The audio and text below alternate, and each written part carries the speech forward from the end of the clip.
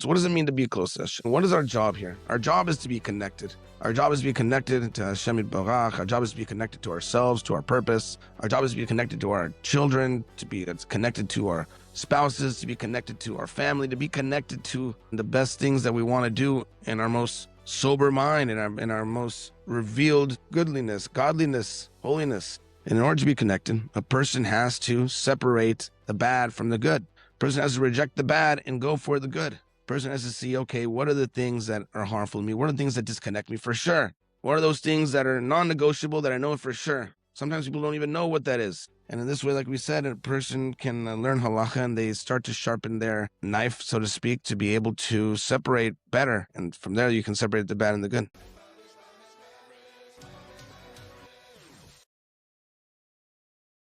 Hey there, everybody, and welcome back to another episode of Live with the Times. Grateful to be here. My name is Maynard Breslow, and today we'll be going over the third Aliyah of this double Parshat Matot-Masei here. This is actually a relatively short Aliyah here in this double portion.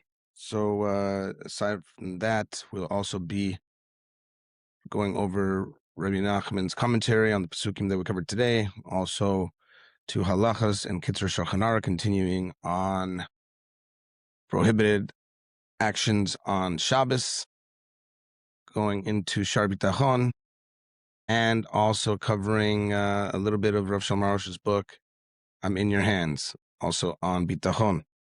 This class is dedicated to Refuah Shlema of Unurat Shiran, Aviv Sarah Bat Shlomit, success of Daniel Ben Sarah, Elishvat, and of course, this class is brought to you by SaferH2O.com. Safer H2O for all your home water filtration needs. Mamish Mavericks and DJ Mamish Tov, your female DJ in Israel. Cool. Without further ado, let's get going over here. So we start here on chapter 32, verse 1. Umikne Rav haya livnei Reuven velivnei Gad atzum me'od ve'yu es eretz Yazeh es eretz Gilad v'hineh makom mekom nikneh. It says the descendants of Reuven and Gad had an abundance of livestock, very numerous, and they saw the land of Yazeh and the land of Gilad, and behold, the place was a place for livestock. So the Kehot says that the Israelites had camped in Sihon's territory, southern Gilad, ever since conquering it in Elul of 2487. They had also conquered Yazeh's district in Sihon's territory and Og's territory even further north. Of all the tribes, the descendants of Reuben and Gad had most appreciated the unique spiritual benefits of the man and were careful to eat it as much as possible, since for this reason they had slaughtered very little of their cattle for food. They had abundances of livestock very numerous, and they saw the land of Yazeh and the land of southern Gilad, and behold, the place was a place uniquely suitable for livestock. So they are now getting ready to go conquer the land of Israel. And there's a spot out here outside of Israel proper. And next verse, Vayavo b'nei Gad uvnei Reuven vayomru el Moshe ve'el Azar hakohen ve'el nesiyeh hayida le'mo. The descendants of God and the descendants of Reuben came and spoke to Moshe and to Eleazar Kohen, and to the princes of the community, saying, Kehot adds that the descendants of God, who took the lead in this matter, and the descendants of Reuven, who followed them, came and spoke to Moshe and to Eleazar, the priest, and to the princes of the community when they were all studying together, saying, Atarois v'divon, ve'azeh, ve'nimra, ve'heshbon, ve'alele, usvam, unvoi, uvoin. So this area comprising the cities of Atarot, Divon, Yazeh, Nimra, Heshbon, Elaleh, Sevam, Nebo, and Beon, and their surrounding areas. Haaretz asher hika Adonai lifnei adas Yisrael eretz mikneh hi le'avadecha mikneh. The land that Hashem struck down before the community of Israel is a land for livestock, and your servants possess livestock. Vayimru im etzanu chen beinecha yutan etz haaretz hazois le'avadecha Lachuzah, had it from before. Had it from before. Vayimru im matzanu chen beinecha yutan es haaretz hazois le'avadecha lachuzah al Ta'avirenu es hayadain. They said to Moshe, if it pleases you, let this land be given to your servants as the state, as our estate. Do not take us across the Jordan. Let's go ahead, right? So that even though the whole nation conquered this land, it is therefore the property of all the tribes. We asked it be given to us in exchange for the land we would have taken on the west side of the Yarden. So they are asking to stay on this side of the Jordan, because there's more place. There's more place for the land. So let's see what comes of this. Vayomer Moshe livnei Gad v'livnei Reuven, Ahechem yavou lemilchama ve'atem teishvu foi. So Moshe said to the descendants of Gad and to the descendants of Reuven, should your brethren go to war while you stay here? What are you thinking? All right, so Kehot adds that because of their lofty intentions, Moshe agreed to their idea in principle, but he had one major misgiving. What, you're going to go?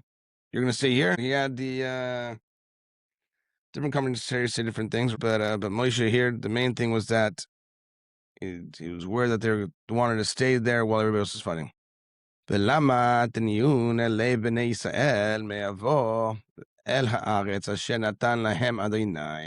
do you discourage the Israelites from crossing over the land that God has given them? They will think you are afraid of fighting the inhabitants of the land, will become afraid also. All right, well, what do you mean? You're going to send the other 10 tribes over there? This is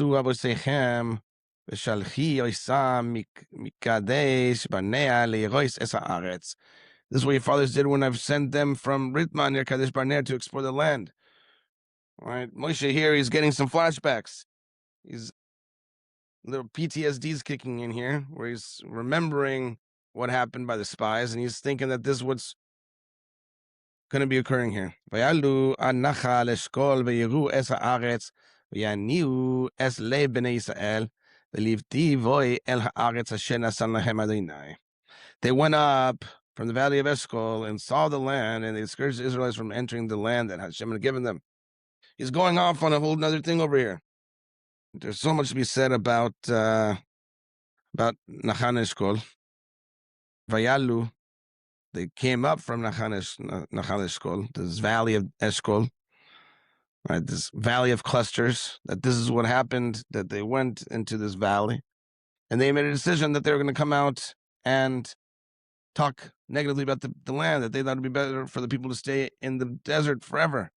They got the man, they get the Torah all day. And so they decided to, they created a conspiracy, so to speak, to lie to the rest of the people. And Hashem became angry on that day, and he swore, saying,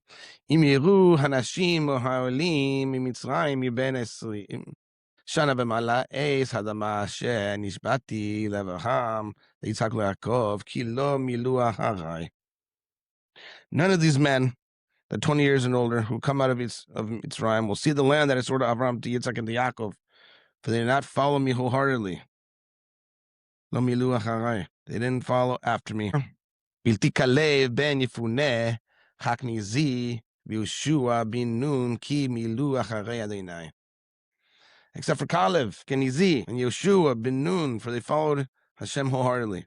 He's called Hakenizi over here. Korah adds, the Kehot adds, Kalev's father Yefuneh had passed, and his mother married Kenaz, so Kalev was Keni's stepson. Vayicha af Adonai b'Yisrael, vayiniyem b'midbar abayim shana ad tom kol ado v'oseh hara b'nei Adonai. Hashem became angry with Israel, and made them wander in the desert for 40 years until the entire generation who had done evil in the eyes of Hashem had all passed.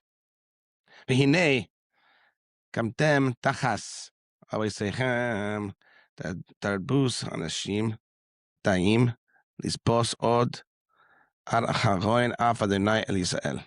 And behold, you have now risen in place of your fathers, a society of simple people, to add to the wrathful anger of Hashem against Israel. Hisavushun acharav ve'asaf od v'hanichoi b'midbar v'hishatem v'lechol ha'am hazeh. And if you turn away from following him, he will leave Israel in the desert again, and you'll destroy this entire people. So Moshe was very upset, obviously. Brought him back to this place of the spies. And he was thinking that the same thing's going to happen over here. So what does Reuven and Gad say?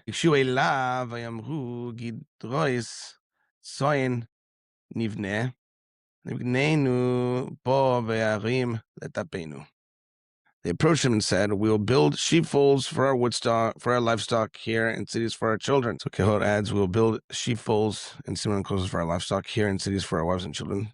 They mentioned animal pens before cities because they were more concerned for their livestock than they were for their families. This was the whole thing. The whole thing was that why did they want to enter Israel? They want to enter Israel because they're concerned with materiality. The Kehot said earlier that they had more livestock because they had taken care of the man. They were machmir on eating the man. They were strict on eating the man. So they hadn't used up any of their livestock, and so they had a plethora of livestock. Another commentary says that actually Reuven and Gad were known as like the mighty warriors, that these guys were the leaders in military means and military prowess and power. And so they'd had a bigger hand in helping achieve the victories, and so they had taken more of the booty, more of what had been won in battle. But there's another commentary as well that says that it wasn't that they had more livestock. Why does it say they have more livestock? Because they put more importance into their livestock. They put more importance into their possessions than other tribes. And so over here, when now they're about to go into the land, they're looking there saying, I don't know, listen, there's 12 tribes here. We got a lot of stuff. Where are we going to put all the stuff? How are we going to fit all the stuff here? And so now they see this land over here on the other side of the Jordan, and they say, well, maybe it's good for us to stay over here on this side. You guys go in ahead. Well, it's fine. You guys go in ahead. We'll have our own place over here.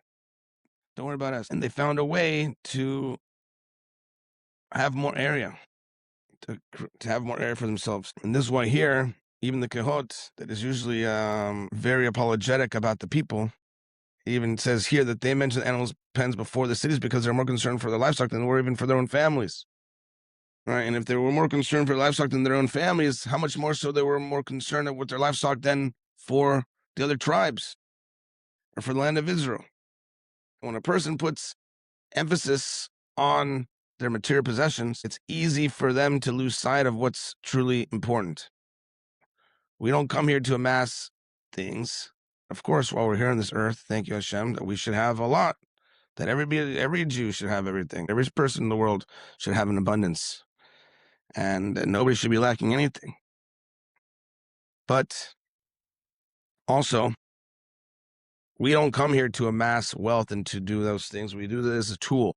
When we put importance in those things in and of itself, what happens? We lose sight of what's important. We lose sight of our family, and we make decisions that are contrary to our ultimate goals. And unfortunately, we see this here in today when it comes to making Aliyah. Everybody, wherever you're listening to me right now, I want you to know that for sure you're exactly where you're supposed to be right now. That for sure Hashem loves you. For sure Hashem is with you. For sure Hashem is all over the world. It's not that Hashem isn't in the rest of the world. You have to come to Eretz Yisrael to have a relationship with Hashem.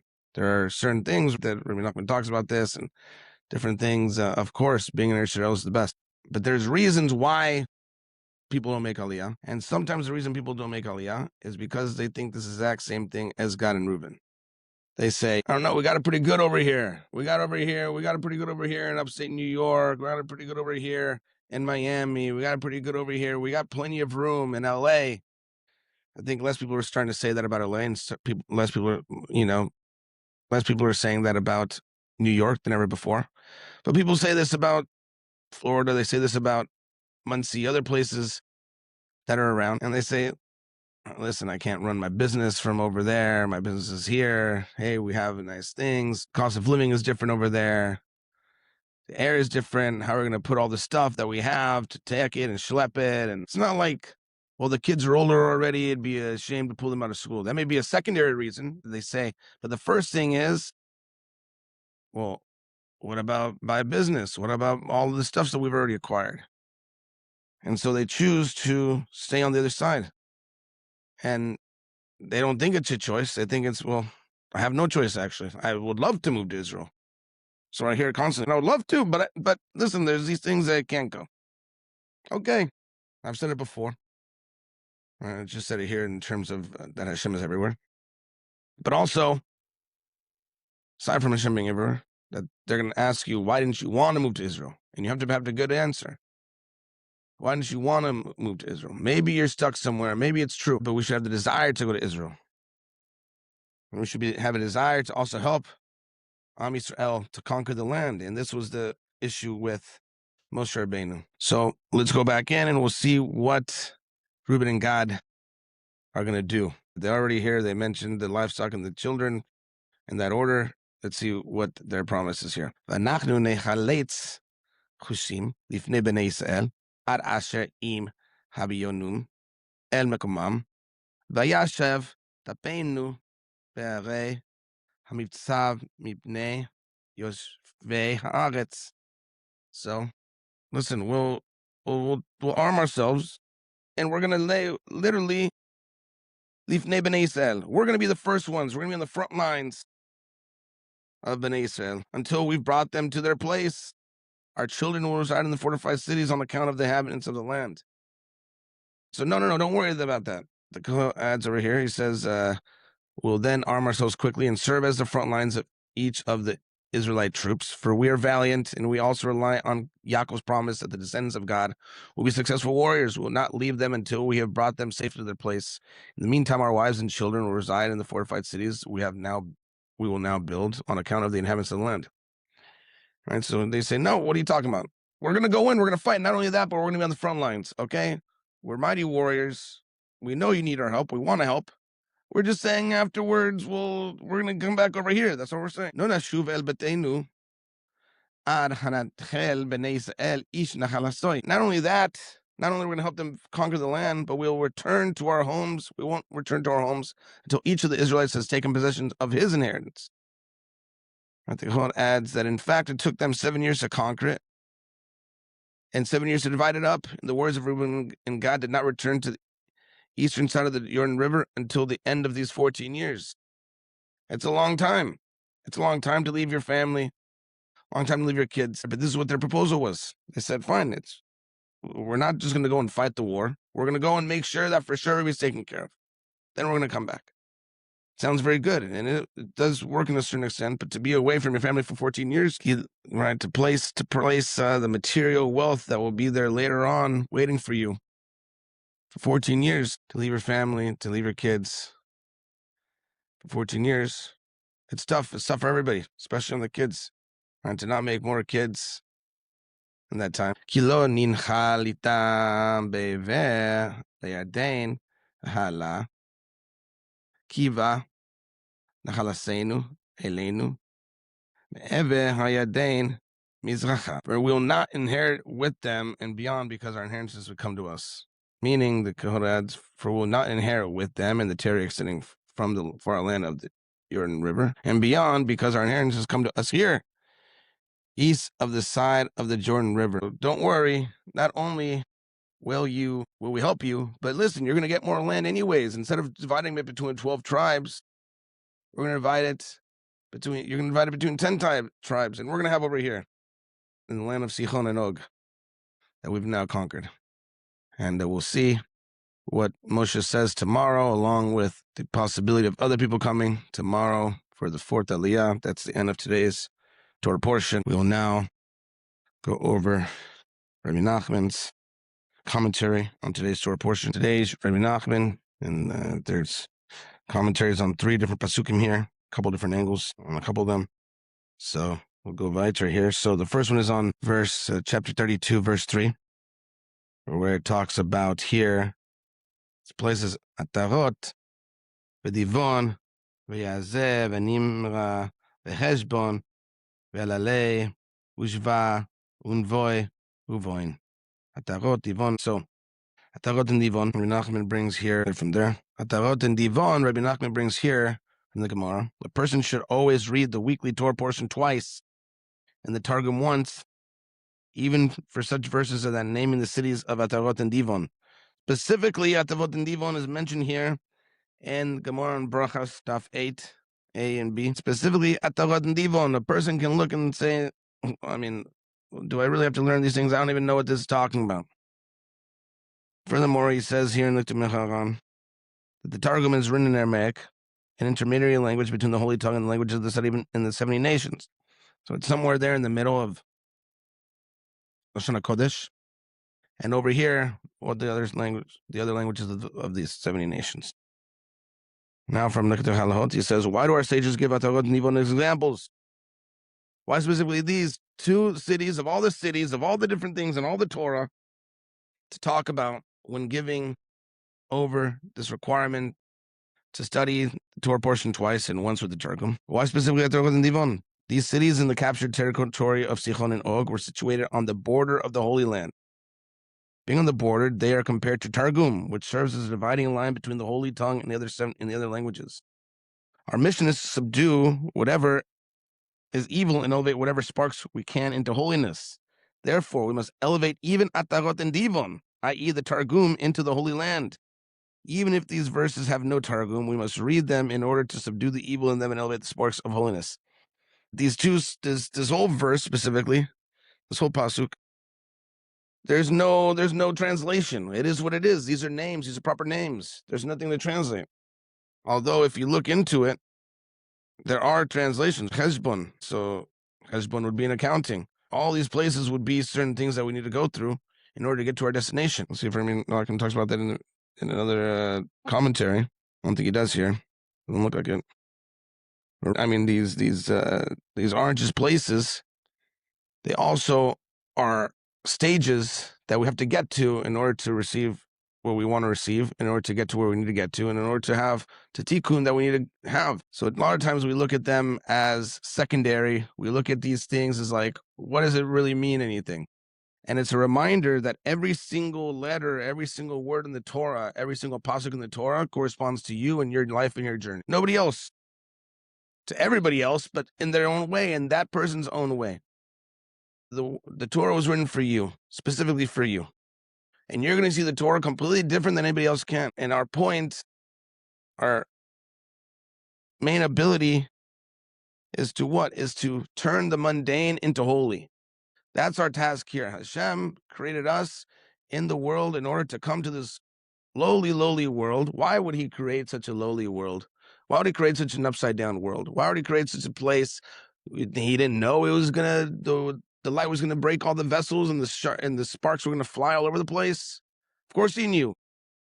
He wanted us to have a hand in the creation, in the tikkun of the world. So he created this place with all this abundance of light, all this amazingness. Wow. And then he broke it all and threw the light all over the place. Why? So we would be in the dark and we would have to go find the light for ourselves to go on a scavenger hunt. And there's certain things that seem very, very far, very, very dark. And there's certain things that are obviously light, obviously holy. And there's certain things, it looks like we're going to get about this a little bit in the next comments here, so I won't talk about it so much, but there's certain things that are right there on the border. They could be Eretz Yisrael, they could be holy, or they could be just the mundane. But ultimately, our job is to turn the whole thing, the whole world. It's not to say, okay, I'm going to learn Torah and then I'm going to go do my work and going to be a fraud and cheat people. Shalom. No, we have to go learn Torah in order to go and do business the right way, in order to make money the right way, in order to give tzedakah, in order that we should be able to turn that place of work into a holy place. And not only that, but we can also, in our daily practice, talk to Hashem throughout the day and make it even more holy. So don't ever think that when you go and you look, it's amazing. Like I said, that the Gemara here mentions specifically Atarot and Divon of all the places. It's right here. That a person should never go and to look into the Torah and say, I don't know what's going on over here. And sometimes the commentaries are very sparse on these kinds of things because they're not the most interesting things sometimes.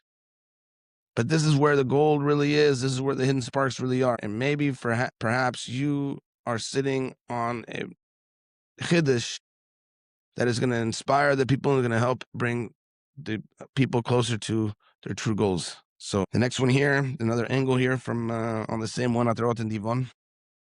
Repeat again about that Gemara and Brachot 8a to 8b, that a person should always read the weekly Torah portion twice and the Targum once, even for such verses that name the cities of Atarot and Divon. Even for Atarot and Divon.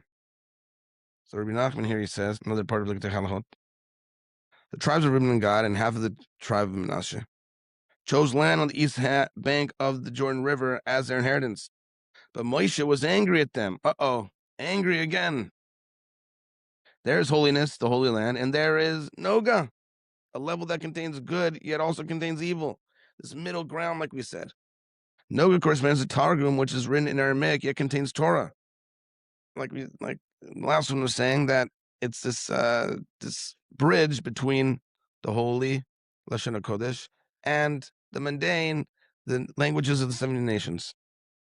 One cannot attain any true level of holiness unless he first separates from good from evil. Right, you have to take out the good from the evil. Therefore, Moshe wanted the tribes of Reuven and Gad and half of the tribe of Manasseh. Spoiler, half of the tribe of Manasseh also comes along with them, to enter the Holy Land first. Afterwards, they could return to the east bank, the nogah, to sanctify with the good that they had attained. First, you have to go into the holiness. For the same reason our sages teach, a person should always read the weekly Torah portion twice and the Targum once, even for Atarot and Divon. In actuality, Atarot and Divon are also translated in the Targum. Yet Atarot and Divon represent Targum itself because these cities are situated on the east bank of the Yarden in nogah. Thus, even the Holy Targum requires the sanctity of the Torah, the holy tongue, to elevate it to a true level of holiness. Person who wants to come close to Hashem, a person who wants, what does it mean to be close to Hashem? What does it mean? What is our job here? Our job is to be connected. Our job is to be connected to Hashem Yitbarach. Our job is to be connected to ourselves, to our purpose. Our job is to be connected to our children, to be connected to our spouses, to be connected to our family, to be connected to what it is we need to be connected to. And the best things that we want to do in our most sober mind, in our most revealed goodliness, godliness, holiness. And in order to be connected, a person has to separate the bad from the good. A person has to reject the bad and go for the good. A person has to see, okay, what are the things that are harmful to me? What are the things that disconnect me for sure? What are those things that are non-negotiable that I know for sure? Sometimes people don't even know what that is.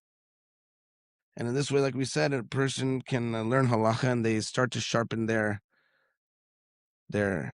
knife, so to speak, to be able to separate better. And from there, you can separate the bad and the good. But let's say a person does know that for sure there's something that's harmful. A person also has to know what are those things that are there that are in the middle. What are those things that are there that when I get there, I'm on the path to pure disconnection. I'm not quite disconnected because it doesn't quite have the impact as when I'm completely disconnected, but this was the first step to me being disconnected. Before a person slips, Rabbi Dr. Abraham Twersky, in his commentary to Mesilas Yesharim, Lights Along the Way, talked about what it is like when someone who's an addict, when they slip, that the person may say, oh no, I'm back home again. I'm back home. They're walking along an icy path, and they've already made some distance, and they fell because of the icy path. And now the person says, oh no, I started over again, I fell. And he says, isn't that silly? That's what people say when after they've had some sort of length of time where they were doing well, and then they fall again, and they go back, and they feel like they've screwed it all up. They feel like they're back at ground zero. They're starting again from scratch. And he says, that's silly. That's the same kind of analogy when a person slips and they think they're back home. You didn't fall and go back home. You made a lot of progress. Listen, okay, so what happened? The point is that a person needs to look and to see, how did this happen? How did I get here? Was it icy over here? Did I become distracted? I stopped focusing on how to get here. I started thinking maybe too confidently and screwing around. You got to analyze and see, how do I get here? But to say that it's all lost now, that's the evil inclination. That's the addiction of itself. That's the evil that we have to separate from. And there, in the middle, is that nogah, the good that's hidden within it. And from there, that's how we see, okay, so next time I'm going to do better on this and this and this to ensure that doesn't happen. And this way we'll see that we are living in our outer circle, so to speak, living in our good, and we are separating the negative, the things that get us disconnected, which means that we're connected to Hashem, and we're always working on that connection, and we're always connected with ourselves, and we're always working on that connection. And it's a moment-by-moment thing, and it's an action-by-action thing, and surely the most a day-by-day thing.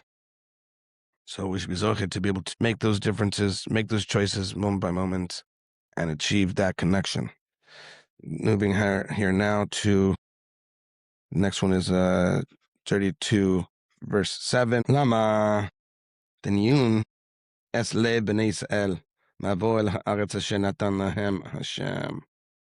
Why are you trying to dissuade the Israelites from crossing over to the land that Hashem has given them? In talking about the Targum, in the pronunciation of this word and the spelling of this word, basically the pronunciation does not match the spelling of the word. The way that it's spelt in the Torah is different than the way that we pronounce it. So, taniyun, dissuade, as it's pronounced, has the same root as the word tono, to cheat. Cheating comes about because of the klipa of nogah, a combination of good and evil that has the power to fool a person. The east bank of the Jordan becomes nogah, represents nogah, as we said. When the tribes of Reuven and Gad asked for their portion on the east bank of the Jordan, Moshe was afraid that they had fallen victim to nogah and would not only harm themselves, but also cheat the Jews out of the opportunity to enter Eretz Yisrael. You're gonna not only you're screwing yourself over, you're screwing all of us over. There's no way. All right, that's why it says, Lama teniyun. Why are you dissuading them? Why are you cheating them? You're cheating the people of what they can do, of what they're going to be able to achieve. But the tribes of Reuben and Gad replied that they were willing to sacrifice for holiness and lead the army into battle to conquer the land of Israel. No, what do you mean? You know what a sacrifice it is to be away from your family for 14 years? We're willing to do that, and we're going to be the leaders in this battle. Their commitment demonstrated that they would be able to overcome the illusions of nogah and remain steadfast in holiness. What they're really saying is, listen, I know what it looks like. I know it looks like we're stuck in materiality. We know that we are actually in nogah and it's dangerous for us. But that's actually the reason why we want to stay over here, because you can doubt us or not, but we actually possess the ability to be able to overcome this. We have possessed the ability to be able to overcome this nogah. We are uniquely talented to be able to do this here in this place and to be able to stay steadfast in our holiness. Why? Because we're mighty in battle, because we're willing to sacrifice, and we're willing to lead. And when a person makes a sacrifice, when a person surrenders to God's will, when a person is willing to be the leader, when a person has a unique ability that other people don't have, and they step up and they use that ability, they can be confident that for sure they're going to be successful, because they have Bitachon and Hashem. They know that Hashem is the one that gave them this. They know that Hashem is the one that's leading them. They know Hashem is going to give them what it is that they need to get afterwards. We're to be able to have that kind of Bitachon and all of our unique powers and all of our unique abilities that each person has that's different from everybody else's. And in this way, to have that confidence to go and to lead in this way and to receive a unique gift from Hashem that will help us to overcome those challenges that other people can't, through and with holiness. Final verse here, there's a couple angles here though, is chapter 32, Pasuk 14. And this was during Moshe's kind of soliloquy, where he's having this diatribe, this PTSD moment of the spies. And I don't know if you had the same feeling when you were reading along with me, or when you've learned it on your own, that it seems very cryptic. What is Moshe going on about over here? Like the times when Yaakov is giving the blessing, when there's times of verses of blessings and curses throughout the Torah, and you're kind of reeling because you're not really, there's not too much to grasp onto here in this reality. It's from another place. It seems very cryptic because it's from another place.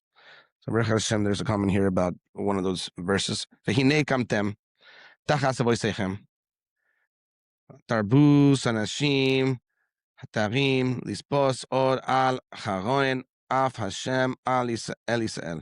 Behold, you have risen up in place of your fathers, a band of sinful men, to bring more of God's burning anger against Israel. Like, what does that mean? You've risen up in place of your fathers, a band of sinful men. You think you're better than your fathers. Moshe hasn't even finished listening to what's going on, and already he's throwing out these kind of terms. The Gemara in Sanhedrin 91b says, whoever withholds a law from the mouth of a student is considered as if he robbed him of his inheritance, as it is written, the Torah that Moshe commanded us is the inheritance of the congregation of Yaakov. Nachman in the Kitzur says, when Moshe thought that the tribes of Reuven and Gad were trying to dissuade the Jews from taking their rightful inheritance in the Holy Land, he called them a band of sinful men. Ouch. Targum Onkelos translates this phrase as students of guilty men. In other words, Moshe thought of them as having learned from a wicked teacher, a man who withheld laws from them, which is compared to stealing their inheritance. Now he thought they wished to do the same and deprive other Jews of their inheritance. He thought, well, you must have learned this from somewhere. You didn't learn it from me.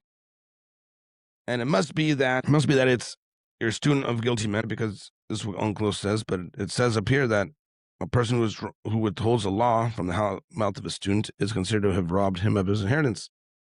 So he was thinking, once again, like it said in the other one as well, that he was trying to cheat them, deprive them of their inheritance, to, first of all, not judge other people, but for ourselves, to stay away from these arrogant teachers, from these teachers that are going to be withholding laws from us.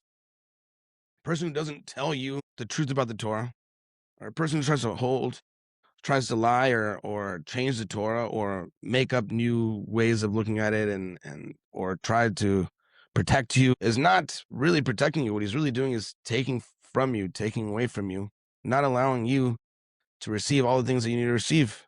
Because already all these things, of course, we bring from the commentaries, the proper commentaries. But the commentaries are also linking to all the way from to Mashiach. As we say in Pirkei Avos, that there's an unbroken link from Moshe Rabbeinu up until this present time, all the way up to Moshiach. So when a person withholds something from you, thinking that he's doing you a service, what he's actually doing is breaking that chain. He's not giving you the opportunity to connect the next link. And that connection to the next link could be a chiddush that is changing the whole world. Creating something that's away from the chain is not what we're talking about. This isn't a chiddush. This is changing the Torah, creating something new. But a person who really wants to connect to Hashem has to have for himself that link between one next to him and one on the other side. But one of the main steps goes back to, as the Pirkei Avos also says, choose for yourself a teacher and do not turn from the right or left. Make sure that you have the right kind of teacher. And once you do, listen to that teacher. But if you have the wrong kind of teacher, you're going to miss this kind of opportunity. Here, the last angle that we have here on a band of sinful men. It says in Sefer Hasidim, number 137, that because Moshe denounced the tribes of Reuven and Gad as a, quote, band of sinful men, he was punished in that his descendants engaged in idolatry. Right, this that Moshe Rabbeinu still, you want to see how the Torah is not lying to you, not withholding laws from you, not trying to sugarcoat things. Thank you, Hashem Barak, that Am Yisrael, that true Yiddishkeit, is honest about its leaders. People sometimes have problems. Hey, why is the Torah written about these people who are obviously made a lot of mistakes from all the way back from the beginning? Noah and Lot and Abraham and Yitzhak and Yaakov, and they're all very fallible people. And Moshe Rabbeinu, because we're fallible people, we're humans. Other religions, other traditions, other things that people learn, whether they be spiritual, pseudo-spiritual, or otherwise, they always try to make out their leaders to be perfect. Other nations who have dictators, their people are always perfect. If you don't like your government or you don't like the guy running things, then that's good, because you're supposed to know that they're fallible, that they're not perfect. And the same thing here that we see here with Moshe Rabbeinu. That Moshe Rabbeinu, there's a reason why the people had an issue with Moshe Rabbeinu. When Aaron passed, everybody mourned him, because he was a man of peace. When Moshe passed, it wasn't the same feeling. It was almost HaBitachon relief, because he was very strict with the people. Moshe emes v'saroso emes, and emes is sometimes hard to take. And we see time and again that Moshe Rabbeinu not only was an emes, but from the very beginning, he had a couple of issues. He had the issue of judging the people negatively, chas v'shalom, and anger. The anger being expressed in different ways, whether it be through speaking about them, whether it be through hitting the rock, whether it be through thinking that they're going to do something that they're not going to do. So what is the connection between Moshe's words and his descendants engaging in idolatry? Our sages teach he who suspects the innocent is punished himself. Furthermore, they teach whoever dwells outside the Holy Land is considered as if he has no God. This is from the Gemara. Don't get mad at us. Since Moshe suspected that the two tribes of not wanting to dwell in the Holy Land, he was in fact suspecting them of idolatry. Because they were innocent, Moshe himself was punished and the descendants engaged in idolatry. So even the greatest of the generation, even the tzaddik of the tzaddikim, is not perfect. When we hear things, or we see things, that's why it says that it's not good to be so close with the tzaddik. It's not so good to be close with the tzaddik, because you may look at him and say, what's the problem? How does this guy, he eats like me? I thought this guy was like, wow, living in another world all the time. You see him being a normal person sometimes, doing normal things and even making mistakes, or you hear about hearing mistakes and you think, that guy's not a tzaddik. That guy's not a tzaddik. Let me tell you about this guy. Which then you yourself are judging someone else. But even these people, the highest of people, the tzaddikim, when they make mistakes, they're punished on a much stricter level. And mida keneged mida, because Moshe Rabbeinu accused the tribes of Reuven and Gad, he spoke negatively about them. So mida keneged mida, his children engaged in idolatry, because Moshe Rabbeinu forgot that Hashem runs the world for that very moment. And it happens. So we should be zoichet to be able to be attached to tzaddikim, find good leaders, and know that the tzaddikim, they're people that even when we hear things negative, God forbid, that we not lose our connection to Hashem, and that we follow the right tzaddikim, and not think that the tzaddik is not a tzaddik just because he's a person. Remember that he also has an inclination. He also loses his cool sometimes. He also says things sometimes. He also gets frustrated sometimes. And that we ourselves should judge everybody positively. Because when we judge people positively, when we judge people negatively, our children will become, God forbid, idolaters. When we judge people positively, the opposite comes true. When we judge people positively, and we bring this lesson of Ahavas Yisrael to all the world, then we see that our children follow that path of davening with simcha, avodah Hashem b'simcha, and loving Ahavas Hinam, basis love. And this way, this is mamish what will bring about the third base on Mikdash, just like some TYH boys said, that going to be a bunch of little berditchivers to bring Moshiach now. So that's the end of Rebbe Nachman's commentary on today's Torah portion. So continue here with the Kitzur Shulchan Aruch. We are on 23 and 24 of prohibited items. Yesterday we were talking about me'abed, about tanning, and we're talking about how salting can change the essence of a food. Not exactly like tanning, but changing it is also prohibited. And so here we say, one may not salt many cooked beans or legumes at once, for the salting has the effect of softening them, and thus even salting them in order to eat them immediately during that meal is prohibited. And here when we talk about these beans and legumes, Shulchan Aruch says it's specifically referring to legumes that were cooked in their pods, or edamame, things of this like. And so to go in to take the edamame and then to salt them would change it. So what it's saying is that you should take it and dip it in the salt, because what's happening is you're softening up those pods and you're changing that. Now, number 24, a lettuce or cucumber salad, and similarly other types of dips and salads that are made with onions and the like, i.e. vegetables that are softened or whose sharpness is dulled through salting, may be salted immediately prior to a meal. For since oil and vinegar are added to the salad immediately after the salts, they weaken the potency of the salts and minimize its effects on the vegetables. So the result does not resemble tanning. However, it is prohibited to salt them and leave them standing in the salt alone without oil or vinegar for a period of time. So this kind of cucumber salad with some of the vinegar and the sugar and the salt, you wouldn't be able to just throw it on there and leave it, but you could put it in the vinegar, and this would be permissible. So once again, we should be able to keep Shabbat in the proper way, to learn in the proper way, be able to apply in the proper way. to help us to connect to Hashem Barach on the day of rest, Yom Shavi, Shabbos Kodesh. So we'll now be learning Shaar Bitachon. Yesterday we were learning the fifth spiritual benefit of Bitachon. Today we're learning the first worldly benefit of Bitachon. And so we were talking about the spiritual benefits. Now what about the worldly benefits? As for the benefits of Bitachon in regard to matters of the material world, one of them is that one who relies on Hashem and is content with what he provides enjoys peace of mind from the various worldly worries that weigh on those who believe in their own efforts.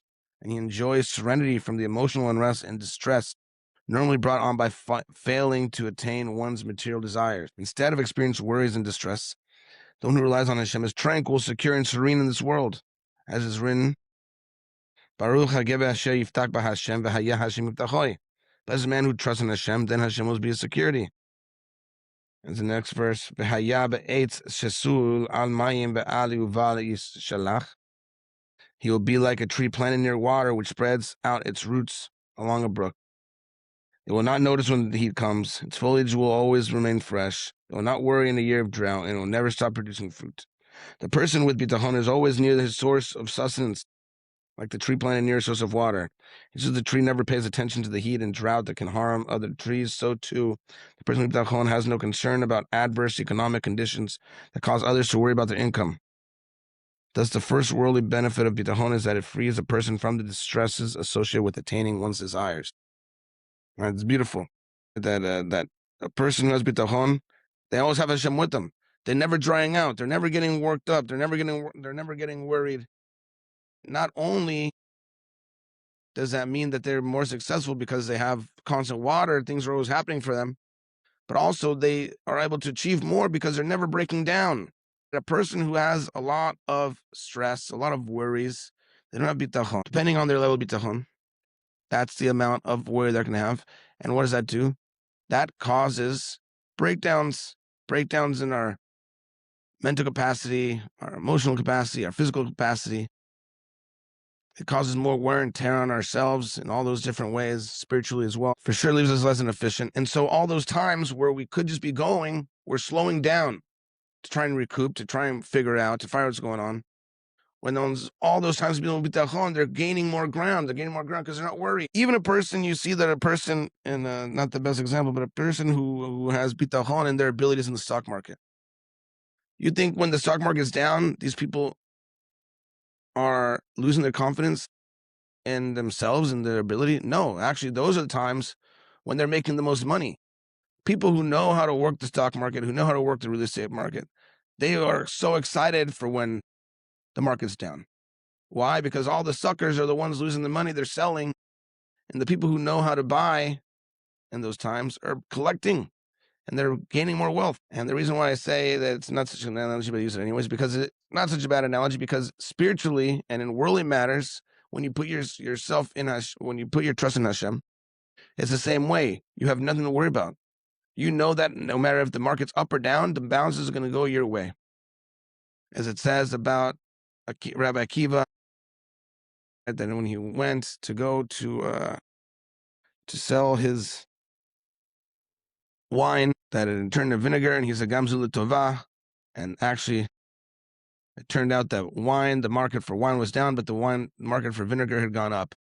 And so now he had made a large profit, handsome reward. Why? Because he had Bitachon and Hashem. He said Gamzu Tova, it's all for the good. I know it's going to work out for me. So we should all be zeichet to be able to have true emunah in Hashem.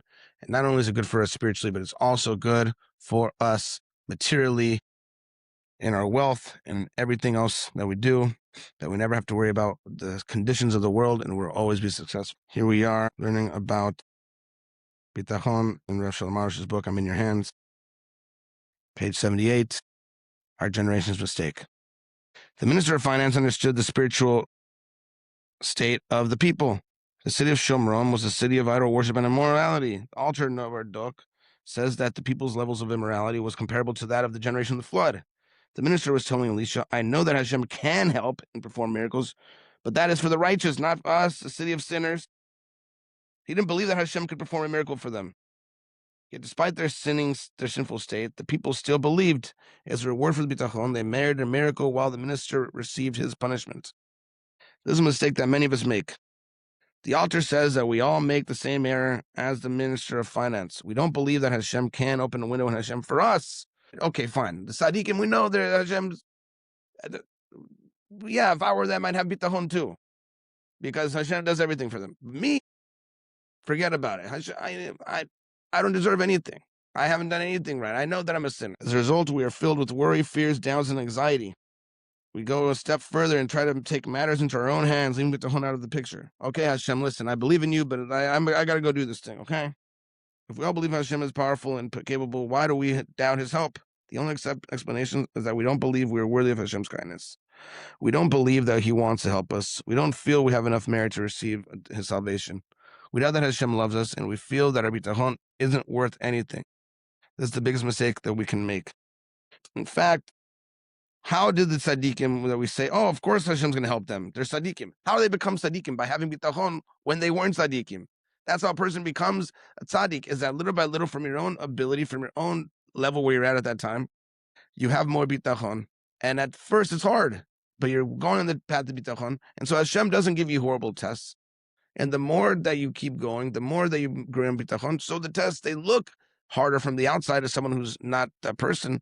But to the person going through it, they say, this is easy, or this is hard for me right now, but the last thing I did that the person thought was really crazy, it wasn't even hard for me at all after the fact, or, because I have the bitachon for it. So even now, this is not easy for me. If Hashem is going to test you with the big hard test of bitachon when you're not ready for it, then a person wouldn't be able to do it.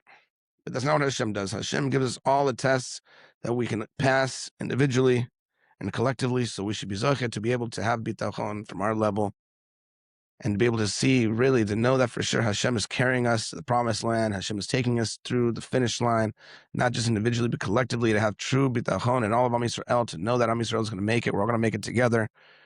No person left behind. In this way, we'll see the true coming Moshiach, Tzidkenu, and Amenu, third base of Mikdash, very, very soon. Mamash Akshav. Thank you, Hashem.